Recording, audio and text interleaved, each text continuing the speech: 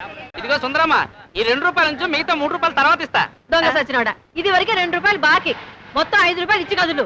ఇచ్చి పెట్టావు కదా. ఇదిగో సుందరమక్క మంచి ఉల్లి అమ్ము, డబ్బు లేకుండా దోస్తులు అడిగితే వాతన పెట్టి మనిషిలా కనపడుతుంది. ఇదిగో సుందరమ్మ ఒక దోశ బావ మోర్పోలు అట్టుకెళ్ళు. ఇప్పుడు ఎందుకే రాత్రికి? అలాగేలే. ఇదిగో. అవును, ఇందులో కారపొడి నెయ్యేదా? నీ మౌనికి కారపొడి నెయ్యి ఒకటే తక్కువ. ఏమిటి రాడు గొడవ? ఏమంటున్నాడు? ఆకలితో ఉన్నాడంట, అట్టు పెట్టమంటున్నాడు. పాపం మూగోళ్ళలాగున్నాడు, తిండి లేక వస్తాడో ఏమో. పట్టు, ఆకు పట్టురా, తిను.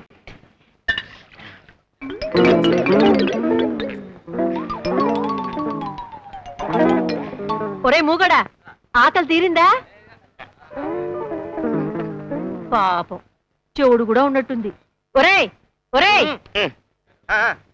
ఇదిగో. ఏమే సుందరమ్మ, ఆడికేమో ఊరికనే పెడుతున్నావు, మాకు అప్పిమ్మంటారు ఇస్తావేటే? ఆడంటే మూగోడు, ఆడికి పెడితే పుణ్యం వస్తది, నీకు పెడితే నష్టం వస్తది. ఆ తర్వాత నేను ఈ పొయ్యి అట్టుకుని ఏడవాలి.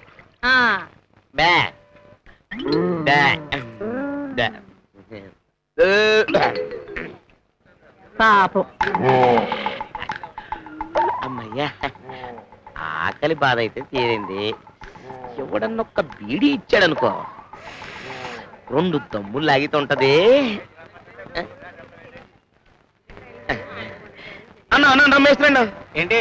ఏం లేదన్నా, నేను బస్ దిగ్గానే నా సంచి, నా బట్టలు, అందులో ఉన్న డబ్బులు అన్నీ ఎవరో కొట్టేశారన్నా. డబ్బులు అడిగితే బాగుండదు కదన్నా, ఒక్క బీడీ ఉంటే అన్నా దవడలు లాగేస్తున్నాయి.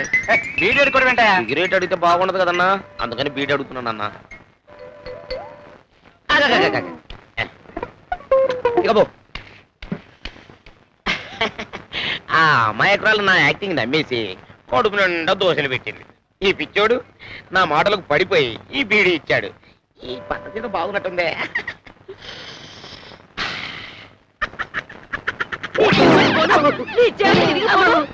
నన్ను మోసం చేసి నా దగ్గర తేరగా దోశలు తింటావట్రా? ఆకలేసింది. ఆకలేసిందా? నాకు నేను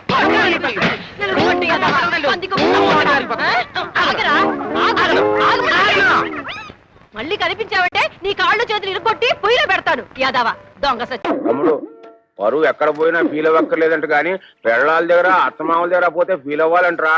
అందుకే ఇక్కడ కూర్చొని ఫీల్ అవుతున్నావు. ఏమంటైనా పెంట మీదకి రావాల్సిందే. ఓ పని చేయి, నువ్వు అటు తిరిగి ఫీల్ అవ్వు, నేను ఇటు తిరిగి ఫీల్ అవుతా. లుక్ మాత్రం ఆ ఇంటి మీద. ఇదిగో శంకరయ్య, నీ అల్లుళ్ళిద్దరూ ఆ కుప్ప తొట్ట మీద ఎలా కూర్చున్నారో చూసావా? లక్షలున్నా లక్షణాలు మారకపోవడం అంటే ఇదే. ఇదిగో వాళ్ళిద్దరూ కలిసి నీ పరువు తీయడానికి ఏదో పథకం వేశారని నాకు డౌట్. నమస్కారం. నమస్కారం. నమస్కారం. అల్లుడు, మామయ్య, నీ తోడోళ్ళిద్దరూ ఆ కుప్పతోటి దగ్గర కూర్చున్నారు. నువ్వు వెళ్ళి వాళ్ళకి కాస్త నచ్చ చెప్పు. నా కుటుంబ సభ్యులందరూ కాదన్నా కూడా మీకు మా అమ్మాయిల నుంచి ఎందుకు పెళ్లి చేశానో వాళ్ళకి అర్థమయ్యేలా చెప్పు. మీరేం కంగారు పడకండి మావయ్య, వాళ్ళని నేను దారిలో పెడతానుగా.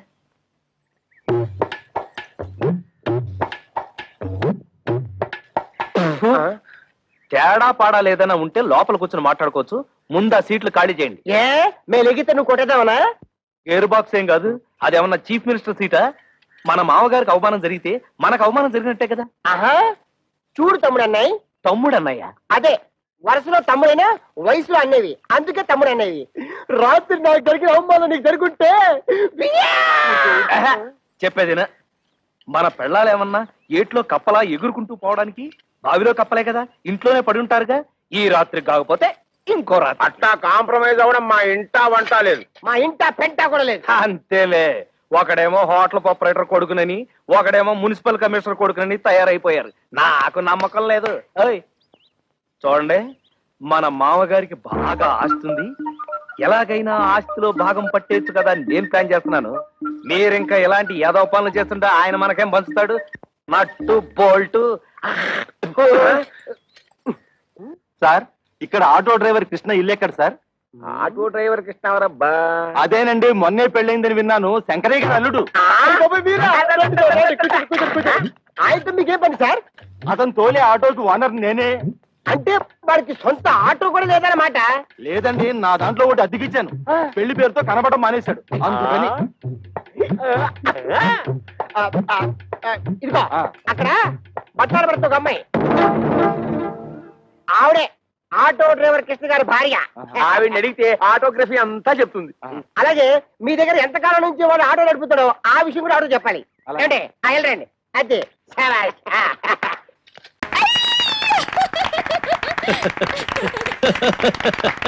Well done Subrao, well done. Keep it thank you boss.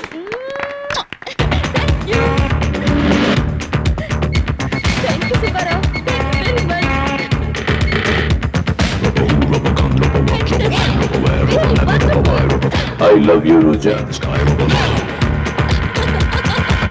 చాలా థ్యాంక్స్ సార్. వీడిని పోలీసు వాళ్ళకి అప్పచెప్తావా? నూను, వీడి వృత్తి పిల్లల్ని కిడ్నాప్ చేయటం, బ్లాక్మెయిల్ చేయటం. వీడిని అంత తేలిగ్గా వదలకూడదు. వీడు జీవితాంతం కుళ్ళిపోయే శిక్ష నేను వేస్తాను. పట్టుకోండి.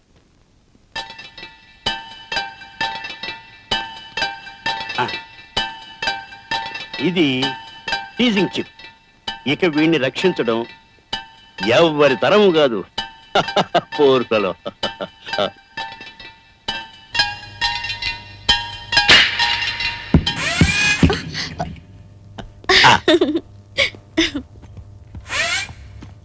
ఇదేంటి పాంబా? No no no no, it is only an ordinary football. వాడి వాచ్కి పెట్టిన చిప్, ఈ బాల్ కి రిమోట్ కంట్రోల్. ఇప్పుడు ఏం జరుగుతుంది అంకల్? ఇప్పుడేమీ జరగదు. వాడు కదిలితే ఇది కదులుతుంది. వాడి మూమెంట్ని బట్టి ఇది మూవ్ అవుతూ ఉంటుంది. అయితే బుక్ అయిపోయారనమాట. చూడండి, విషయం లేకుండా ఏ విషయం చెప్పడని ఈ ఏంటి దెయ్యం ఏమైనా పట్టిందా నీకు? అవును సార్, భాషా బాయ్ అనే పెద్ద దెయ్యమే పట్టింది. భాష చచ్చిపోయాడా? కాదు సార్, మమ్మల్ని చంపేస్తున్నాడు. మేము డబ్బులు తిరిగిద్దామంటే వాడి ఫోన్ పనిచేయదు. ఖర్చు పెడితేనేమో నానా రకాలుగా టార్చర్ చేస్తున్నాడు సార్. సార్ ఏదైనా ఒక్క సలహా ఇవ్వండి సార్. సలహా ఇవ్వాలంటే విషయం ఉండాలి కదా. అది భాషాబాయ్ డబ్బులు కాదు సార్, మేమే కష్టపడి సంపాదించి. అందరూ కింద నుంచి తీస్తారా, నువ్వు పైన తీసావు. ఓ పని చేయి, నీ దగ్గర ఉన్న డబ్బు అందరికి పంచేయి. భాష బయటకు వచ్చేస్తాడు. నువ్వు పంచేటప్పుడు నాకు కూడా చెప్పు, నేను వస్తాను. Okay sir, thank you sir. ఎక్కడా అక్కడా అదిగో పక్క. ఆ పక్కలను చూస్తే నీ పిల్లల లెక్కలన్నీ బయటపడిపోతాయి. అలాంటి పరిస్థితుల్లో నేను అమెరికన్గా హైదరాబాద్ వచ్చాను. నన్ను రక్షించడం కోసం వీడు అమర్నాథ్ శాస్త్రిగా ఎంట్రీ ఇచ్చాడు. అక్కడి నుంచి కథ రోజుకో మలుపు తిరుగుతూ మమ్మల్ని టెన్షన్లో పడేస్తోంది. యా అల్లా, ఈ కథకి ఎలా ముగింపు ఇవ్వాలా అని రోజు మేము పీక్కోలేక లాక్కోలేక చస్తున్నాం. ఈ టైంలో నువ్వేమో మా వెంట పడుతున్నావు. పోనీ ఆగి నీకు నిజం చెప్దామా అంటే మా గుట్టు బయట పడుతుంది. అందుకే నువ్వు కనిపిస్తే చాలు మేము పరుగు పరుగు. అర్జెంటుగా ఎక్కాలి, లుక్కాలి. ఎలా ఎలా అయ్యరు, ఈ 100 నీదేగా? నాదే. పొద్దుటే ఇక్కడ దాచా. తీసుకో. ఎక్కు. అయ్యో, ఒరే చచ్చాను రోయ్. అయ్యో, అమ్మో. ఈ రహస్యాన్ని ఎవరికి చెప్పకుండా నా కడుపులోనే దాచుకుంటాను మాస్టారు. అమ్మా, కడుపు దాకా వచ్చిందా? ప్రామిస్? ప్రామిస్.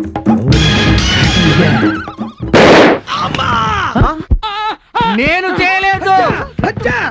నువ్వు నోరు పోయి రాలుచ్చా. ఏమండి ఆగండి.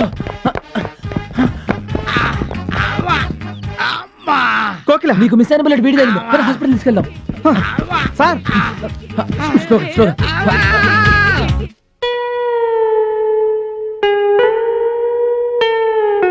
ఓహో, వీడి పీక కోయడానికి వచ్చింది మీరేనండి? వాట్? అది కాదు, ఆపరేషన్ చేయడానికి వచ్చిన డాక్టర్ మీరేనా? Yes, yes, I am ENT specialist M Dharmaraju. Shall we proceed? Please proceed sir. మరణం. ఆయన పల్స్ చూడు. మన పని త్వరగా ఫినిష్ చేసి మార్చురికి పంపిస్తే అక్కడి నుంచి లీజర్గా శ్మశానానికి పంపించచ్చు. ఆ మిగతా సంగతి కొరువు చూసుకుంటాడు. There ends the matter. Sir, వీడు ఫుల్ గా ఎప్పుడు మాట్లాడతాడండి? ఆ విషయంలో మా సీనియర్ డాక్టర్ కూడా గ్యారంటీ ఇవ్వలేరు. డాక్టర్ దానం. డాక్టర్ దహనం అంట.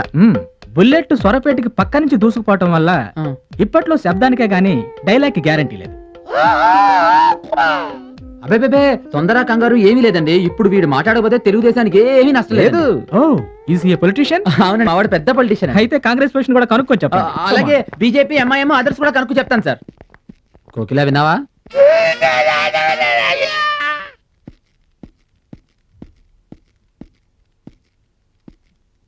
నమస్తే సార్. ఏంటిదంతా?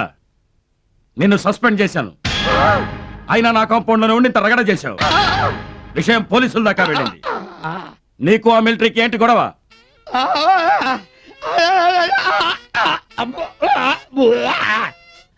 ఆ మిలిటరీ వాడి భార్యతో ఈయన గారు ఇష్యూ అండి. దాంతో వారు రెచ్చిపోయి వీరిని డిష్యూ అండి. చచ్చా, నేను చెప్తాను. అవును సార్, మేమే తీసుకొచ్చాను. అవునండి. పక్కింటి ఆడపిల్ల మనకు చెల్లితో సమానమని 5 ఏళ్ల కిందట అనసూయమ్మ విషయంలోనే చెప్పాను. అయినా నీ బుద్ధి బురదలోనే ఉంది. నిన్ను ఛ! నేను చెప్తాను పడుకో. నాకు అర్థమైంది, మొత్తం టోటల్ అర్థమైపోయింది నాకు. నేను చెప్తాను, ఎక్స్ప్లెయిన్ చేస్తాను. ఆ తప్పు చేశాను, పొరపాటు అయిపోయింది, ఇంకా జీవితంలో ఇంకెప్పుడు ఇలాంటి పొరపాటు చేయను అంటున్నారు సార్. అయ్యో మీరు కష్టపడకండి, ఇంకా అవన్నీ మేము చెప్తే చెప్తాంగా, బాగుంటుంది. మేము చెప్తాము. మ్యాటరు పోలీసుల దాకా వెళ్లకుండా చూసుకోమని ఏడుస్తున్నాడు. అవును సార్, అదే అంటున్నారు సార్. సమజ్గా వీళ్ళ మంచితనం వల్ల వదిలిపెడుతున్నా. మళ్ళీ ఏ జన్మలోనూ నువ్వు నాకు కనిపించకు. యాదరకు. లేదురా, ఇంకా finish అవ్వలేదు. నువ్వు పడుకో, నేను ఇంకా సర్నాశనం చేయాలి. నేను పర్సనల్ గా ఫోన్ చేస్తాను. పడుకోరా, నిన్ను నేను చంపుతాగా.